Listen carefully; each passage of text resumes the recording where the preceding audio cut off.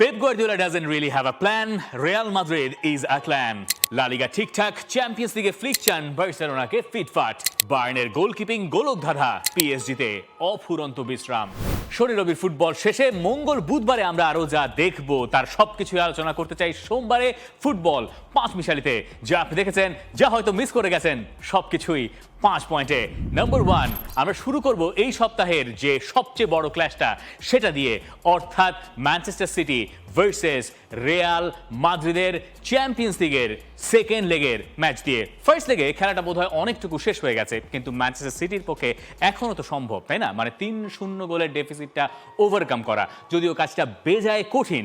কিন্তু এমন একটা সপ্তাহ পেপ গুয়ার্দিওলা পার করছেন যে সপ্তাহে তার হাত থেকে চ্যাম্পিয়ন্স লিগ, প্রিমিয়ার লিগ দুটোই সম্ভবত ফসকে যাচ্ছে, আনলেস তার দল রোমাঞ্চকর কিছু ঘটায়, অবিশ্বাস্য কিছু ঘটায় রিয়াল মাদ্রিদের সঙ্গে। কিন্তু আপনি তো বলতে পারেন যে রিয়াল মাদ্রিদই অবিশ্বাস্য এক ঘটনা ঘটিয়ে দিয়েছে সান্তিয়াগো বের্নাবিউতে প্রথম লেগে 3-0 গোলে জিতে।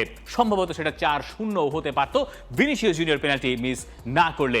ভিনিসিয়াসের সেই পেনাল্টি মিসটা পেপ গুয়ার্দিওলা যদি ট্রাম্প কার্ড হিসেবে ব্যবহার করেন এবং চেষ্টা করেন তার দলকে দিয়ে এই 3-0 গোলের ডেফিসিট ওভারকাম করতে, তাহলে সে এক অন্যরকম গল্পে পরিণত হবে। কিন্তু পেপ গুয়ার্দিওলা যে সপ্তাহটা পার করলেন ওই রিয়াল মাদ্রিদের কাছে হারার পরে, এরপরে ওয়েস্ট হ্যামের সঙ্গে ড্র করে, তাও আবার মাঠের ওপরে বসে, ডাগ আউটে তার বসা হয় নাই, এবং পেপ গুয়ার্দিওলা এরপরে ওয়েস্ট হ্যামের সঙ্গে পয়েন্ট খোয়ানোর পরে একটু আবোল তাবোল বকেছেনও বটে।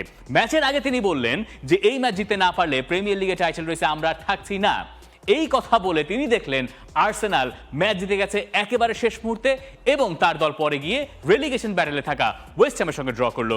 এরপরে পেপ গুয়ার্দিওলা বললেন যে আমরা এখনো এই টাইটেল রেসে টিকে আছি, কারণ আমরা তো হারি নাই। এর আগে তিনি বলছিলেন আমাদের জিততে হবে, এরপর তিনি দোহাই দিচ্ছেন যে আমরা তো হারি নাই। এমন আবোল তাবোল কথা পেপ গুয়ার্দিওলা নিজেই কখনো আগে বলেছেন কিনা সংশয় আছে। এর পেছনে কারণ কি? সম্ভবত ওই হারটা, রিয়াল মাদ্রিদের কাছে যে হারটা তিনি হেরেছেন, এবং এরপরে প্রেস কনফারেন্সে তার সঙ্গে এক সাংবাদিকের কিছুটা দূরত্বও তৈরি হয়েছে, কথা কাটাকাটি হয়েছে যখন তাকে তার স্টার্টিং 11 নিয়ে প্রশ্ন করা হয়েছে। এই ম্যাচের আগে যখন আরো একবার পেপ গুয়ার্দিওলাকে জিজ্ঞাসা করা হলো যে হোয়াটস ইউর প্ল্যান, আমাদের এই দেশে তো এখন খুব চলছে, তাই না, আই হ্যাভ আ প্ল্যান। মাঝখানে পিটার বাটার বাংলাদেশ উইমেন্স টিমের কোচ বললেন উই হ্যাভ আ প্ল্যান। কিন্তু এই ক্ষেত্রে পেপ গুয়ার্দিওলা একেবারে ভিন্ন। তিনি বলছেন I don't really have a plan, specific কোনো প্ল্যান আমার কাছে নাই, I just want to try, সেটা তিনি বলছেন। মানে রিয়াল মাদ্রিদের সঙ্গে 3-0 গোলে পিছিয়ে থাকা অবস্থায় পেপ গুয়ার্দিওলা এমন কোনো ভরসা পাচ্ছেন না যে দলটা এরপরে গিয়ে এখান থেকে পার পেয়ে আসবে। এবং তিনি এই ম্যাচের আগের দিন যে প্র্যাকটিস সেশন ছিল সেটাও বাতিল করেছেন। তিনি বলছেন তার কোনো প্র্যাকটিস সেশনের প্রয়োজন নাই, তার দল যে অবস্থায় আছে সেই অবস্থায় থেকেই তারা রিয়াল মাদ্রিদের মোকাবেলা করবে ম্যানচেস্টার সিটির মাঠ ইতিহাদ স্টেডিয়ামে। পেপ গুয়ার্দিওলা তাহলে ম্যানচেস্টার সিটিতে এই মৌসুমটা যখন শেষ করছেন, সেখানে কি তিনি প্রিমিয়ার লিগ এবং চ্যাম্পিয়ন্স লিগ দুটোতেই খালি হাতে ফিরছেন? এই প্রশ্নটা আপনি করতেই পারেন। এবং পেপ গুয়ার্দিওলা এই যে বলছেন যে আমার কাছে কোনো প্ল্যান নাই, রিয়াল মাদ্রিদ এতবার চ্যাম্পিয়ন্স লিগ জিতেছে, এই 15 বার চ্যাম্পিয়ন্স লিগ জেতার জন্য তারা 100 বার চ্যাম্পিয়ন্স লিগ খেলেছে, 100 বার হয়তো খেলে নাই, কিন্তু 60-70 বছর ধরে তো তারা চ্যাম্পিয়ন্স লিগ খেলছেই, মানে যতদিন ধরে চ্যাম্পিয়ন্স লিগ চলছে। এটা পেপ গুয়ার্দিওলা বলছেন নিজের ব্যর্থতা বোধহয় কিছুটা সামাল দেওয়ার জন্য, কারণ এতগুলো বছরে পেপ গুয়ার্দিওলা শুধুমাত্র চ্যাম্পিয়ন্স লিগ জিততে পেরেছেন ম্যানচেস্টার সিটির হয়ে মাত্র একবার। প্রশ্ন ওঠাটা খুব অস্বাভাবিক কিছু হয়তো নয়। এবং গুয়ার্দিওলার সঙ্গে প্রেস কনফারেন্সে এসেছিলেন বের্নার্দো সিলভা, তাকে জিজ্ঞাসা করা হলো যে আপনাদের পক্ষে কি সম্ভব? তখন বলছেন রিয়াল মাদ্রিদের কাছে আমরা কি করে হেরেছি এটা আমরা জানি না। এবং এইখানেই আসলে মূল সমস্যাটা, মানে পেপ গুয়ার্দিওলার দল ম্যান সিটি তারা রিয়াল মাদ্রিদের কাছে ফার্স্ট লেগে কি করে হেরেছে এটা আপনি ব্যাখ্যা করবেন কি করে? মানে ভালভার্দে 3টা গোল কেন করবেন? করার কি কথা আছে? রিয়াল মাদ্রিদের বহু রকমের জাদু মন্ত্র আছে, চ্যাম্পিয়ন্স লিগ এলেই সেগুলো বেরিয়ে যায়, এবং সেটা এবার বেরোলো ভালভার্দেকে দিয়ে, যেটা হয়তো সিলেবাসে ছিল না পেপ গুয়ার্দিওলার, কারোরই থাকার কথা নয়। কিন্তু ঘটনাক্রমে ওই দুর্ঘটনাটা পেপ গুয়ার্দিওলার ম্যান সিটির সঙ্গে ঘটেছে। আর বের্নার্দো সিলভা বলছেন যে আমরা যা খেলেছি ওই মাঠে, তারপরে 3-0 গোলের স্কোর লাইনটা বেমানান। সে বেমানান হতে পারে, কিন্তু রিয়াল মাদ্রিদ তো দিনের পর দিন, বছরের পর বছর, যুগের পর যুগ এইভাবেই চ্যাম্পিয়ন্স লিগে তার অপোনেন্টকে বিদায় করে দিয়ে প্রগ্রেস করেছে, এবং তারপর তারা চ্যাম্পিয়ন্স লিগ জিতেছে। এবং বের্নার্দো সিলভা যখন বলছেন যে আমাদের গোল করতে হবে, গোল করা ম্যান সিটির পক্ষে অসম্ভব নয়, মানে পৃথিবীতে যে কটা দল 3-0 গোলের পিছিয়ে থাকা অবস্থায় ওই ম্যাচ জিততে পারে, তার ভেতরে যে কটা দল সামনের দিকে আসবে তার ভেতরে অবশ্যই ম্যানচেস্টার সিটি একটা। কিন্তু ম্যান সিটির ফরওয়ার্ডদের আসলে কি অবস্থা? গোল যদি কাউকে করতে হয় তাহলে তো এই ভদ্রলোকে করতে হবে, তাই না? মানে এর্লিং হল্যান্ডকে। তার ওপরে ভরসা রাখতে চান বের্নার্দো সিলভা। তিনি প্রেস কনফারেন্সে বলছেন যে আমাদের গোল করতে হবে এবং ওই দায়িত্বটা এর্লিং হল্যান্ডকে নিতে হবে। কিন্তু হল্যান্ডের অবস্থাটা একবার দেখুন, ওয়েস্ট হ্যামের সঙ্গে তিনি আরও একটা হতাশার রাত পার করেছেন। এই 2026 সালে তিনি মোটে একটা ওপেন প্লে থেকে গোল করেছেন এবং তিনি সবশেষ গোল করেছিলেন যে কোনো কম্পিটিশনে, তাও মাসখানেক সময় আগে। এই এর্লিং হল্যান্ড কি করে রিয়াল মাদ্রিদের সঙ্গে ম্যানচেস্টার সিটির এই রূপকথার গল্পের সূচনা করবেন সেটা আমাদের জানা নাই, কারণ এই মুহূর্তে তিনি কিছুটা আত্মবিশ্বাসের অভাবেও বোধহয় ভুগছেন। কিন্তু তার কাছে বলের সাপ্লাই কি ঠিকঠাক আসছে? মানে পেপ গার্দিওলা কি তাকে ঠিকঠাক মতো সাপোর্ট দিতে পারছেন? ওয়েস্ট হ্যামের সঙ্গে আপনি ফরমেশনটা দেখুন, ম্যানচেস্টার সিটি 4-3-1-2 এই হচ্ছে তাদের ফরমেশন, যেখানে এর্লিং হল্যান্ড ওপরের দিকে ওমার মারমুশের সঙ্গে ডাবল স্ট্রাইকার হিসেবে খেললেন এবং সেখানে তিনি মোটামুটি একটা লোনলি মানুষ হয়ে থাকলেন ফার্স্ট হাফে। সেকেন্ড হাফে ফরমেশনটা চেঞ্জ হলো, 4-3-3 হলো, কিন্তু তাতেও তো খুব একটা উপকার হয় নাই। চেরকি যখন নেমেছেন হয়তো কিছু বলের সাপ্লাই এর্লিং হল্যান্ড পেয়েছেন, কিন্তু ততক্ষণে তার যতটুকু হতাশ হওয়ার দরকার ততটুকু তিনি হতাশ হয়ে গেছেন। এই কারণে ম্যানচেস্টার সিটির এই প্রত্যাবর্তনের গল্প, যেটা যে কোনো মোড়কেই আমরা উপস্থাপন করার চেষ্টা করি না কেন, সেটাকে অনেকটুকু অবিশ্বাস মনে হচ্ছে। পেপ গার্দিওলা নিজেও বিশ্বাস করতে পারছেন কিনা সেটা নিয়েও সংশয় থাকছে। এ কারণেই বোধহয় তিনি বলছেন I don't really have a plan. কিন্তু উল্টো চিত্র রিয়াল মাদ্রিদে। যে ম্যাচের আগে রিয়াল মাদ্রিদকে লোকে ধরেছিলেন যে তারা আসলে কোনো খাতায় পাতায় থাকবে না, ম্যানচেস্টার সিটির সঙ্গে তাদের পারার কোনো কারণ আছে, তাদের সেরা একাদশ থাকলে হয়তো তারা পারতে পারে, কিন্তু রিয়াল মাদ্রিদ তাদের লাফাব্রিকার প্লেয়ারদেরকে খেলিয়ে এরপরে ম্যানচেস্টার সিটির মতো দলকে 3 গোলে উড়িয়ে যখন চ্যাম্পিয়ন্স লিগের পরের রাউন্ডে এক ধাপ দিয়ে রাখে, তখন এই রিয়াল মাদ্রিদকে আপনার সমীহ করতেই হবে। এবং রিয়াল মাদ্রিদ এই ম্যাচে কিলিয়ান এমবাপেকে ফেরত পাচ্ছে। কিলিয়ান এমবাপে হয়তো এই ম্যাচের শুরু থেকে থাকবেন না, দরকার রিয়াল মাদ্রিদের হবে না, কিন্তু সেকেন্ড হাফে তিনি যদি মাঠে নামেন তাহলে ম্যানচেস্টার সিটি যদি 3 গোল করেও বসে তাহলে গল্পটা অন্যরকম হতে পারে। মানে ম্যান সিটি তো শুধুমাত্র 3 গোল করলে হচ্ছে না, তাদেরকে ডিফেন্ডও করতে হবে। আর রিয়াল মাদ্রিদ তো এমন কোনো দল নয়, ওয়েস্ট হ্যাম নয় যে একটা মোটে অন টার্গেটে শট করবে সেখান থেকে গোল হবে বা এরকম কিছু হওয়ার তো কথা না আইডিয়ালি স্পিকিং। সেই জায়গা থেকে রিয়াল মাদ্রিদ আরও বুস্ট আপ আছে। জুড বেলিংহাম এই ম্যাচের স্কোয়াডে আছেন, কয়েকজন ফুটবলার ফিরেছেন, তাদের ভেতরে কারারাসও আছেন। রিয়াল মাদ্রিদ হুট করে কি করে যেন গুছিয়ে ফেলেছে এবং এই গুছিয়ে নেওয়ার শুরুটা তাদের হয়েছে চ্যাম্পিয়ন্স লিগে ম্যান সিটির সঙ্গে ওই ম্যাচে দিয়ে। এখন তারা ওই স্বপ্ন দেখতেই পারে যে এই মৌসুমটা তারা বাঁচিয়ে ফেলবে চ্যাম্পিয়ন্স লিগে ভালো করে, এবং সেই ভালো করার ধাপে তারা ম্যানচেস্টার সিটিকে বিদায় করে দেওয়ার খুব কাছাকাছি। এই ম্যাচে বরং ম্যানচেস্টার সিটি যদি জিতে যায় তাহলেই বোধহয় অবাক হওয়ার বেশি কারণ থাকবে। রিয়াল মাদ্রিদের পরের রাউন্ডে যাওয়াটার সমূহ সম্ভাবনা আপনি নিশ্চয়ই দেখতে পাচ্ছেন। লা লিগাটা প্রায় শেষ, মানে লা লিগার 4 পয়েন্টের গ্যাপ রিয়াল মাদ্রিদ সামনে পারবে কিনা সে এক প্রশ্ন। এই সপ্তাহে রিয়াল মাদ্রিদ আরও একবার লা লিগায় কমফোর্টেবলি জিতেছে, এলচের সঙ্গে তাদের জেতারই কথা ছিল, এবং যারা গোল করেছেন সেটাও একটা পজিটিভ সাইন রিয়াল মাদ্রিদের জন্য। আরেকবার ভালভার্দে সেই গোল করেছেন, আর্দেগুলার, এসব নিয়ে অনেক ঢের আলোচনা করা যেতে পারে।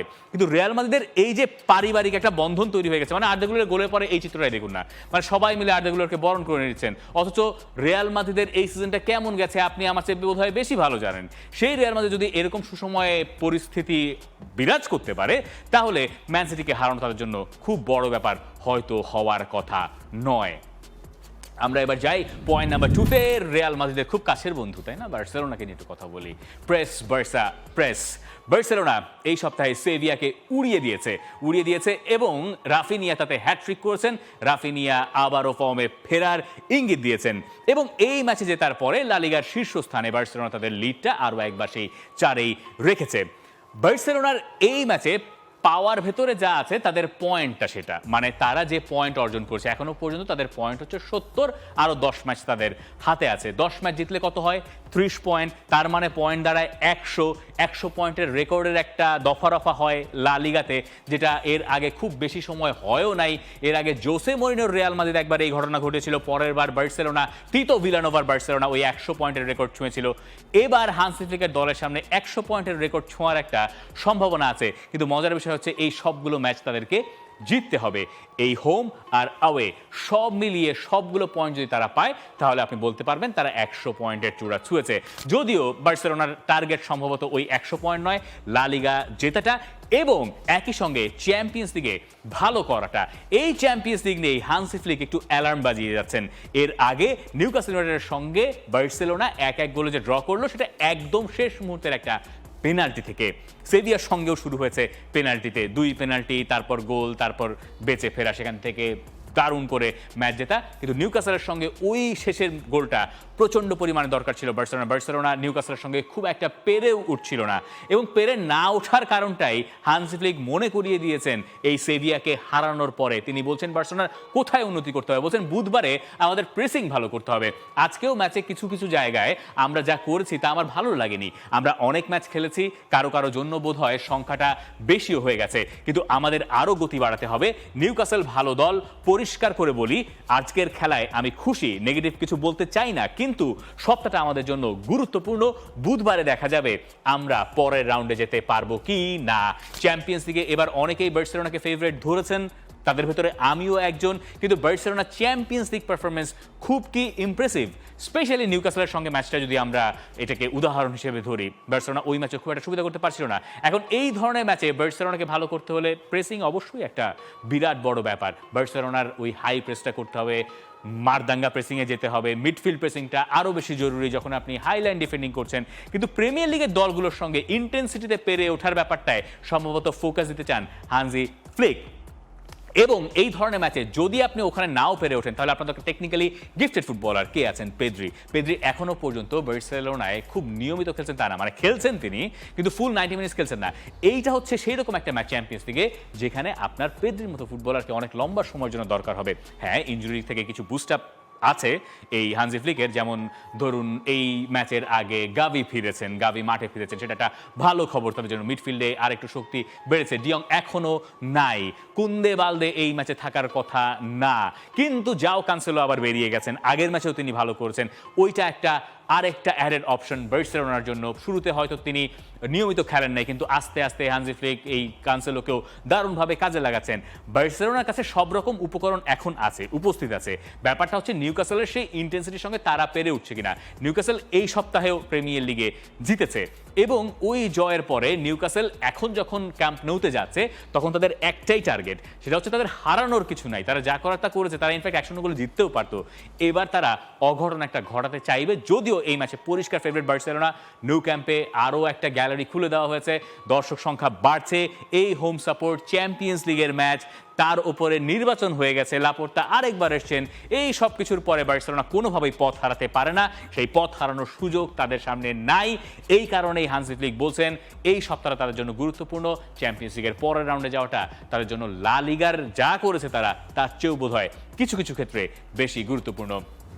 পয়েন্ট নাম্বার 3-তে যাই, আমরা আরও একবার প্রিমিয়ার লিগেই থাকতে চাই। প্রিমিয়ার লিগে the good, the bad, the আগলি দরকার। আচ্ছা ঠিক আছে, দ্য ব্যাডও আমরা রাখবো, কিন্তু দ্য গুড দিয়ে আমরা শুরু করি। দ্য গুড হচ্ছেন ডাউম্যান, আর্সেনালের স্কুল পড়ুয়া, 16 বছর বয়সী, 16 বছর 73 দিন বয়সী ফুটবলার, যিনি আর্সেনালকে বাঁচালেন।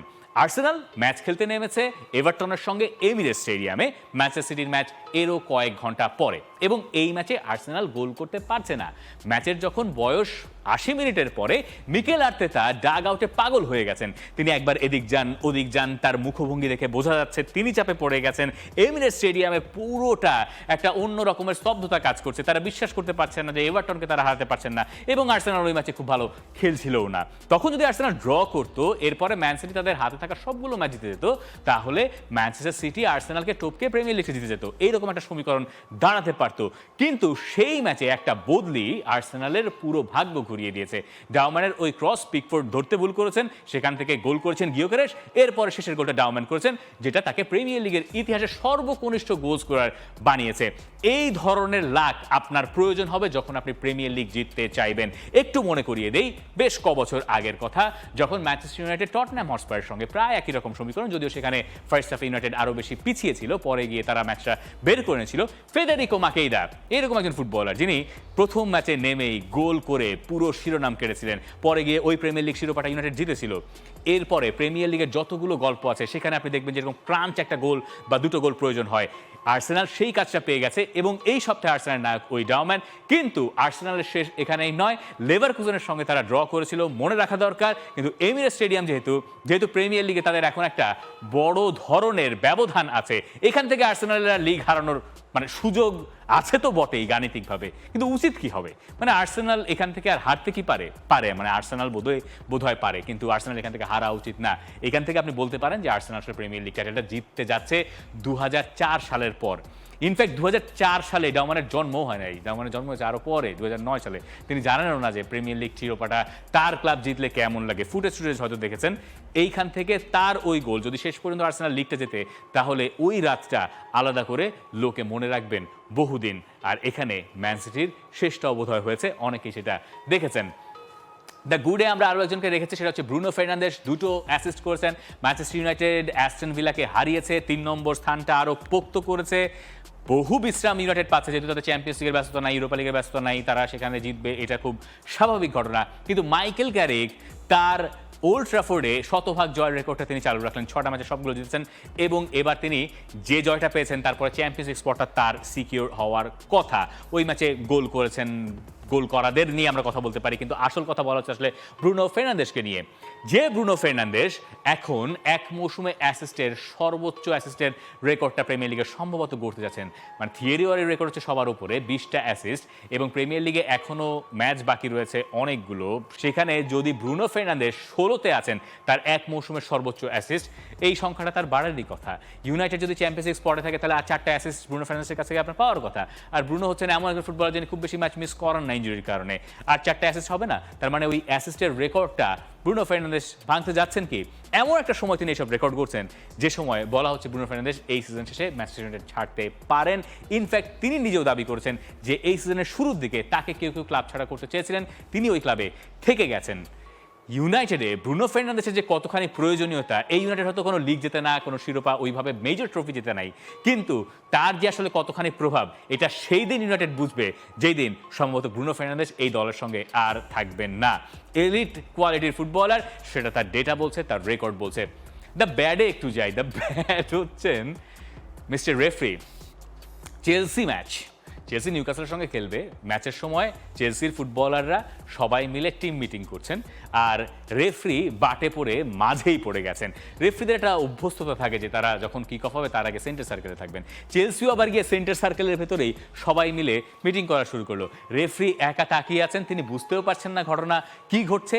আর চেলসির ফুটবলাররা তারাও একেবারে নির্লিপ্ত, তারা ব্যাপারটাকে খুব স্বাভাবিকভাবে নিয়ে তাদের টিম মিটিং শেষ করে এরপরে রেফারিকে রেহাই দিয়েছেন। ইনফ্যাক্ট কোল পালমার এখান থেকে কিছু একটা বলছিলেন, মানে যা হয় জেনজিরা যা করেন, the proper Gen Z Cole Palmer, তিনি আবার রেফারিকে টন্ট করেছেন। রেফারি তাতে কিছুই বলেন নাই, তাকিয়েছিলেন, কারণ তার কাছে কিছুই করার নাই। কিন্তু কি কারণে রেফারি আসলে এই মাঝখান দিয়ে বেরিয়ে গেলেন না, এই প্রশ্নটা উঠেছে। এই সপ্তাহে যদি দ্য ব্যাড বলেন, দ্য আগলি বলেন, সম্ভবত এই ছবিটাই প্রিমিয়ার লিগে সবার ওপরে থাকার কথা। পয়েন্ট নাম্বার 4-এ আমরা যাই, টপ 4-এর লড়াই। ওখান থেকে এখানে প্রিমিয়ার লিগ বলেন, সেরিয়া বলেন, টপ 4-এর লড়াই জমে গেছে। ম্যানচেস্টার ইউনাইটেড টপ 4-এ থাকতে পারবে কিনা সেটা এই পয়েন্ট টেবিল দেখে হয়তো আপনি এখনই আজ করতে পারবেন না, কারণ ম্যাচ এখনো 8টা বাকি আছে ইউনাইটেডের। অ্যাস্টন ভিলারও 8টা করে ম্যাচ বাকি আছে। 54, 51, 49, 48, 44। ব্রেন্টফোর্ডকে আমরা সমীকরণ থেকে বাদ দিলাম। চেলসি আরও একবার পিছিয়ে গেছে। লিভারপুল এই সপ্তাহে ড্র করেছে। এই উইকের উইনার হচ্ছে ম্যানচেস্টার ইউনাইটেড, যারা ওই ম্যাচটা জিতে এককভাবে তৃতীয় স্থানে পয়েন্টের একটা ভালো হেলদি ব্যবধান নিয়ে উঠে গেছে। কথা হচ্ছে যে আমরা এই 8 ম্যাচে আর কি পাবো, কে যাচ্ছে টপ 4-এ বা টপ 5-এ। টপ 5ও আইডিয়ালি আপনার জন্য চ্যাম্পিয়ন্স লিগ স্পটটা সিকিউর করার কথা। ইন্টারেস্টিং ব্যাপার হচ্ছে আগামী দিনগুলোতে এই টপ 6-এ থাকা দলগুলো যখন একে অন্যের মুখোমুখি হবে, তখন প্রিমিয়ার লিগের অনেকগুলো সমীকরণ পাল্টে যেতে পারে। যেমন 12 এপ্রিল চেলসি ভার্সেস ম্যানচেস্টার সিটির খেলা। ম্যান সিটি যদি ওই ম্যাচে চেলসিকে হারিয়ে দেয়, তো তারা প্রিমিয়ার লিগের টাইটেল রেসে থাকলেও চেলসির এখন পয়েন্ট খুব প্রয়োজন, তারা যেহেতু পিছিয়ে পড়ছে। এই ম্যাচে যদি চেলসি ম্যান সিটিকে ছেড়ে কথা না বলে, তারা যদি পয়েন্ট পায়, তারা যদি জিতে যায়, তাহলে চেলসি আবার টপ 4-এর ইকুয়েশনে খুব ভালোভাবে ফিরে আসবে। ম্যান সিটির শিরোপা সম্ভাবনা শেষ হয়ে যাবে। 18 April Chelsea versus Manchester United, top 4-এর একেবারে প্রাইম ব্যাটেল হওয়ার কথা চেলসি আর ইউনাইটেডের। এরপরে 19 এপ্রিল ম্যান সিটি আর আর্সেনাল, ওটা টাইটেল রেসের জন্য আপনি আলাদা করে রাখতে পারেন। 2 মে ইউনাইটেড লিভারপুল, আরও একটা টপ 4-এর ম্যাচ। 9 মে লিভারপুল চেলসি, আরও একটা টপ 4-এর ম্যাচ। 17 মে অ্যাস্টন ভিলা লিভারপুল, 24 মে ম্যান সিটি অ্যাস্টন ভিলা। এই ম্যাচে হয়তো ম্যান সিটির আর শিরোপার সম্ভাবনা নাও থাকতে পারে, কিন্তু অ্যাস্টন ভিলার হয়তো টপ 4-এর সমীকরণ ঠিকই থাকবে। তাই এই মুহূর্তে এই ফিক্সচারের একটা স্ক্রিনশট আপনি আপনার কাছে নিয়ে রাখতে পারেন, মহা গুরুত্বপূর্ণ জিনিস। সেরিয়াতেও টপ 4-এর ব্যাটেলটা খুব জমে গেছে। মানে ইন্টার মিলান এই সপ্তাহে ড্র করেছে 1-1 গোলে। এসি মিলান জানতো যে আমাদের এখন জিততেই হবে, জিতলে আমরা ব্যবধান কমাতে পারবো। আগের সপ্তাহে আমরা মিলান ডার্বিতেও ইন্টার মিলানকে জেতার সুযোগ দেই নাই, কিন্তু সেই এসি মিলান হেরে বসেছে লাৎসিওর কাছে, মরিসিও সারির লাৎসিওর কাছে। হেরে তারা ওই জায়গায় আর ব্যবধান কমাতে পারে নাই। 1-2-3-কে আপনি টাইটেল রেসের জন্য রাখতে পারেন, যদিও মনে হচ্ছে না ইন্টার মিলানকে কেউ আসলে টপকে দিতে পারবে। নাপোলি আবার 3টা ম্যাচ টানা জিতে মোটামুটি ভালো জায়গায় এসছে, তাদের ইনজুর্ড ফুটবলাররা ফিরে এসছে, কিন্তু টাইটেল রেস থেকে তারা এরই মধ্যে অনেকটুকু পিছিয়েও গেছে। এর পরের ধাপগুলো হচ্ছে সবগুলো টপ 4-এর জন্য। কোমো এই সপ্তাহে আরও একবার জিতেছে, একটা বিগ ম্যাচে তারা জিতেছে এএস রোমাকে হারিয়ে। মানে টপ 4-এর ব্যাটেল তাদের যেই ম্যাচে জেতা দরকার ছিল, এই কোমো শেষ 6টা ম্যাচে ইন্টার মিলান, ইউভেন্টাস, রোমা এই সব দলকে হারিয়ে দিয়ে এখন সেস ফ্যাব্রিগাসের দল 4 নম্বর অবস্থান করছে। চ্যাম্পিয়ন্স লিগ তাদের জন্য এখন আর স্বপ্ন নয়, বাস্তবতা, যদি তারা এই ধারাবাহিকতা ধরে রাখতে পারে। ইউভেন্টাস রোমার এই সপ্তাহে সবচেয়ে বড় লুজার হচ্ছে রোমা, যেহেতু তারা কোমোর সঙ্গে জিততে পারে নাই। আবার ওইদিকে আতালান্তা, তারা একটা মূল্যবান পয়েন্ট পেয়েছে যে ম্যাচে ইন্টার মিলানকে তারা আটকে দিয়েছে, যে ম্যাচে আবার কোচ রেড কার্ড দেখেছেন ক্রিশ্চিয়ান কিভু, অনেক মেজাজ হারানোর গল্প স্বল্প সেখানে হয়েছে। শুধুমাত্র টপ 4-এর ব্যাটেলটা যে প্রিমিয়ার লিগে আছে তা নয়, সেরিয়ার টপ 4-এর ব্যাটেলটাও বেশি জমজমাট। টাইটেল রেসের সমীকরণটা এইখানেও ওইভাবে অনুপস্থিত, এবং এসি মিলান এই সপ্তাহে হেরে সেটা আরও এক পেশে করে দিয়েছে। শেষ পয়েন্ট নাম্বার 5, বায়ার্নের গোলকধাঁধা। মানে বায়ার্নের গোলকিপার নাই। বায়ার্নের কপাল অবশ্য ভালো যে এই ম্যাচে তাদের চ্যাম্পিয়ন্স লিগে আতালান্তার সঙ্গে আর ফার্স্ট লিগে তারা 6 গোলের ব্যবধানে জিতে এসেছে 6-1-এ। কিন্তু সমস্যা হচ্ছে এইবার বায়ার্নের গোল বাড়ার নিচে কে দাঁড়াবেন, এই প্রশ্নের জবাব কেউ জানেন না। কেন জানেন না? Manuel Neuer injured. মানে একটা টিমে স্কোয়াডে কয়টা গোলকিপার থাকে? 3টা গোলকিপার থাকে। তো ম্যানুয়েল নয়ার ইনজুর্ড, এরপরে উরিবেগ, তিনি কনকাশনে আছেন। থার্ড চয়েস গোলকিপার উলরিখ, তিনিও ইনজুরিতে পড়েছেন এই বায়ার লেভারকুসেনের সঙ্গে 1-1 গোলে ড্র করা ম্যাচে। এরপরে আর এই টিমে কোনো গোলকিপার নাই। গোলকিপার কে হবেন সেটা ধরে আনতে হয়েছে একটা বয়সভিত্তিক দল থেকে। প্রেসকর্তার নাম, বয়স তার 16 বছর। সুইট 16-এর গল্প আরও একটা আছে আর্সেনালের মতো। তিনি আতালান্তার সঙ্গে হয়তো বায়ার্নের গোলবার সামলাবেন। যেটা ভিনসেন্ট কম্পানি জানা দরকার যে হ্যারি কেইন কিন্তু একবার গোলকিপিং করেছিলেন টটনাম হটস্পারের হয়ে। দরকার হলে তাকেও আপনি ব্যবহার করতে পারেন। স্ট্রাইকারকে এত বেশি গোল করে কী হবে? 6-1 গোলের তো ম্যাচ যেটাই আছে, আপনি তো পরের রাউন্ডে যাচ্ছেন রিগার্ডলেস, ম্যাচটা আপনার ঘরের মাঠেও। বায়ার্ন মিউনিখের এই সপ্তাহে 1-1 গোলের ড্রতেও তাই খুব একটা সমস্যা হয় নাই কারণ বরুসিয়া ডর্টমুন্ড হয়তো তারা পয়েন্টের ব্যবধানটা কমিয়েছে, কিন্তু 1-1 গোলের ড্রয়ে ঘটনা ঘটেছে হচ্ছে লুইস দিয়াজের ওই রেড কার্ডটা। যে রেড কার্ডটার পরে রেফরিরা আবার বলেছেন যে রেড কার্ডটা আসলে ভুল ছিল, যদিও ততক্ষণে ঘটনা যা ঘটার ঘটে গেছে। 1-1 গোলে ড্র করে বায়ার্নের পয়েন্ট খোয়া গেছে, এর বেশি কিছু নয়। বুন্দেসলিগা তাদের জমছে বলে আপাতত মনে হচ্ছে না। তাদের ওই গোলকিপারের দিকেই অনেকের নজর থাকবে। আর পিএসজির কি অবস্থা? পিএসজির এই সপ্তাহে কোনো ম্যাচই ছিল না। মানে তারা লিগ আতে পুরোপুরি বিশ্রামে কাটিয়েছে, কারণ যেহেতু তাদের চ্যাম্পিয়ন্স লিগ আছে। মানে ফ্রেঞ্চ লিগা আপনাকে এটা অফার করে, যেহেতু আপনি চ্যাম্পিয়ন্স লিগে খেলছেন তাই আপনার জন্য ফ্রি, আপনি লিগে ম্যাচ খেলবেন না আপাতত। যদি ম্যাচ থাকতো তাহলে সেটা থাকতো শুক্রবার রাতে, যাতে প্রপার রেস্টটা পিএসজি পায়। পিএসজি প্রায় এইরকম সুবিধা পেয়েছে গতবারও লিগ আতে, যেটা তাদেরকে চ্যাম্পিয়ন্স লিগ জিতে সাহায্য করেছে।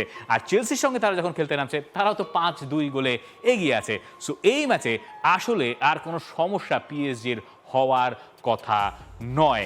দেখা যাক পিএসজির চ্যাম্পিয়ন্স লিগ ব্যাটেলটা কেমন যায়। এই সপ্তাহে লস হেরেছে লিগ আর 2 নম্বর দলটা, লিও জিততে পারে নাই। সবকিছু মিলিয়ে লিগ আতে 1 পয়েন্টের লিডে আছে পিএসজি, চ্যাম্পিয়ন্স লিগের পরের রাউন্ডে চলে যাওয়ার কথা। আর এই ছিল আমার 5 মিশালি, জানি অনেক কিছু মিস করে গেছি। আপনি আমাকে জানাতে পারেন কমেন্ট সেকশনে কি কি বাদ গেল।